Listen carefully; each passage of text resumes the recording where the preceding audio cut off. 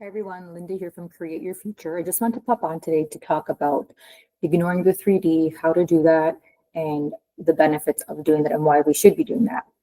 So before we begin, don't forget to check the description box below. I am still having a sale on one-on-one coaching if you are interested.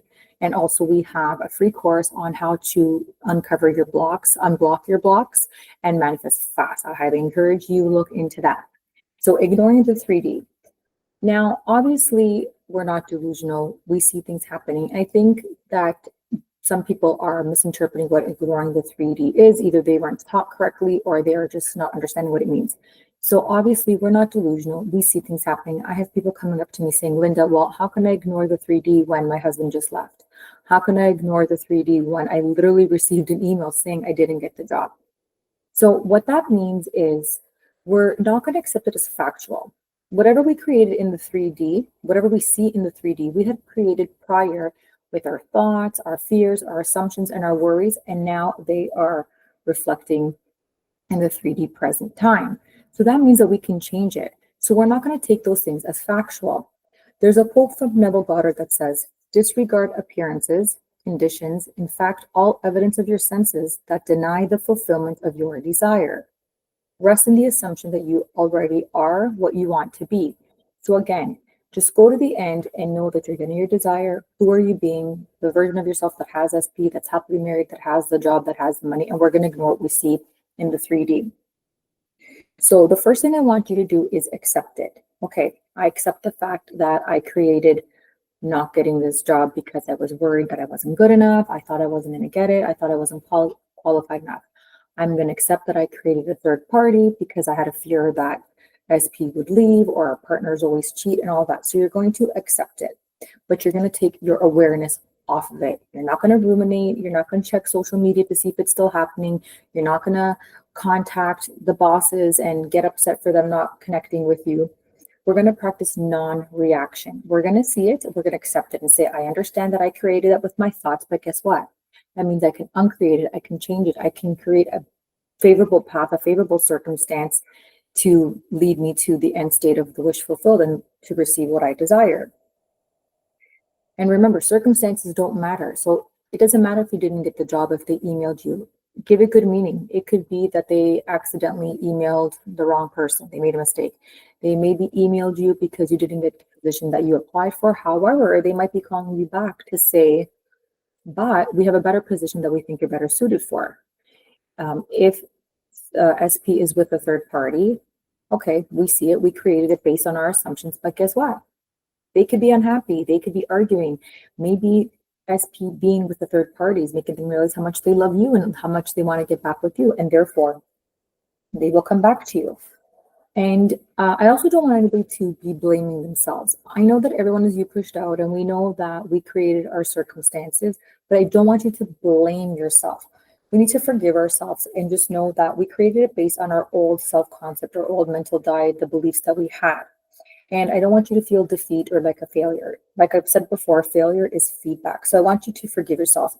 And what I like to do is I'll put my hand on my heart and I'll say something like, I forgive myself for creating unfavorable circumstances, but I'm grateful because I know that I also have the power to change those circumstances into something more favorable. So now we know, we take the feedback. Okay, what was I thinking to create that 3D circumstance? What were my assumptions? What was I fearing? What was I worried about? And so now we're going to give it good meaning. We're going to flip the script, just like I stated. There could be a positive outcome or a positive reason. And let me tell you, I've been proven so many times where I thought I wasn't going to get a job. And I looked at the emails and they were going to notify me in 2 weeks, and 3 weeks had gone by, a month had gone by, and I was so worried that for sure I didn't get it. They told me they'd contact within this time frame. Time frame came and went. That means I didn't get the job. But circumstances don't matter, because what happened was when I least, thought of it and I wasn't really thinking of it, I kind of accepted defeat. I ended up getting an email that I did get the job after all. And what happened was the person in HR was on vacation. So there was a delay by the time they received my application, went through it, and by the time it got back to me to say that I received the job. So circumstances don't matter. However, if I was ruminating on the 3D circumstances and I just kept getting upset and I kept saying that I didn't get it, oh my gosh, I'm horrible, I'm the worst, I'm not good enough, and all those things, then the outcome could have been different. But I didn't keep my awareness on the 3D.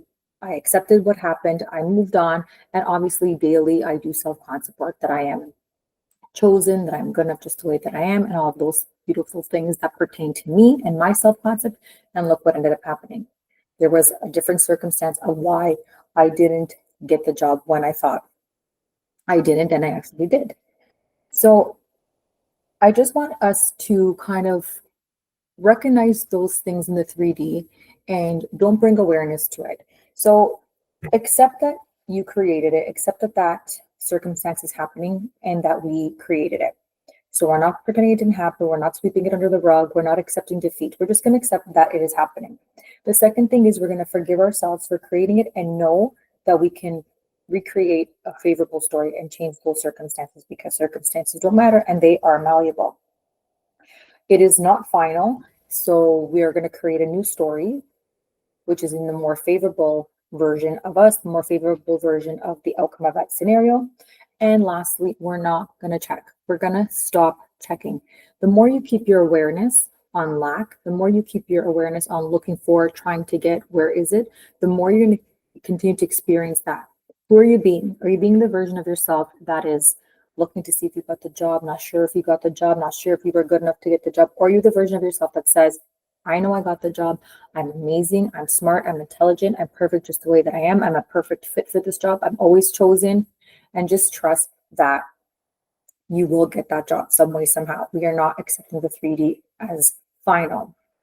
On that note, I just want to end with another quote from Neville Goddard as a little reminder to us that the world is a mirror, forever reflecting what you are doing within yourself. So isn't that empowering to know that we're in control of our own reality? Whatever we think in here reflects out there. So whatever we see out there, we're going to ignore it.